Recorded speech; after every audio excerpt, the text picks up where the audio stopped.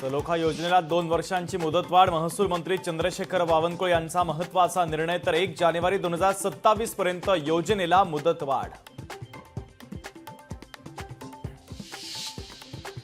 ठाणे महानगरपालिका हद्दीतील भुयारी गटार योजनेसाठी नेमलेल्या कंत्राटदारांना दणका। दिरंगाई करणाऱ्या ठेकेदारांवर गुन्हे दाखल करण्याची मंत्री चंद्रशेखर बावनकुळे यांचे आदेश। कुणाल कामराचं बुकमाय शोला पत्र। माझे शो काढून न टाकण्याची कामराची बुकमाय शोला पत्राद्वारे विनंती।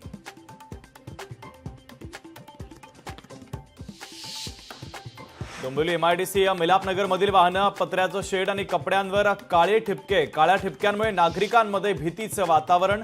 नागरिकांनी प्रदूषण नियंत्रण मंडळाकडे केली तक्रार।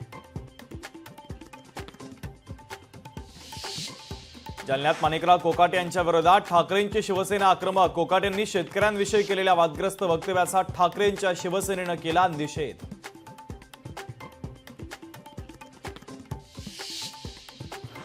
गुणरत्न सदावर्तेंनी राज ठाकरेंवर टीका केल्यानंतर मनसैनिक आक्रमक। महाराष्ट्रात मराठीच चालणार, मनसैनिकांचा सदावर्तेंना इशारा।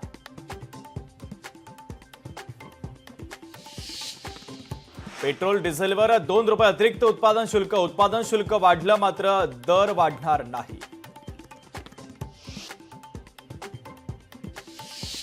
नाशिकमधील काळाराम मंदिराच्या अध्यक्षांना हायकोर्टानं हटवलं। दैनंदिन पूजा आणि प्रसादासाठी येणाऱ्या खर्चाला अध्यक्षांनी दिला होता नकार।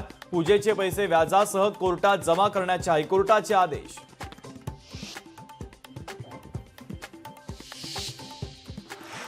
रत्नागिरीच्या मांडवी बीचवर सेल्फ क्लिनिंग इको टॉयलेट उभारण्याचा निधी मंजूर। कोकण ग्रामीण पर्यटन विकास योजनेच्या अंतर्गत मंजुरी। 9 एप्रिलला रवींद्र चव्हाणांच्या हस्ते होणार उद्घाटन।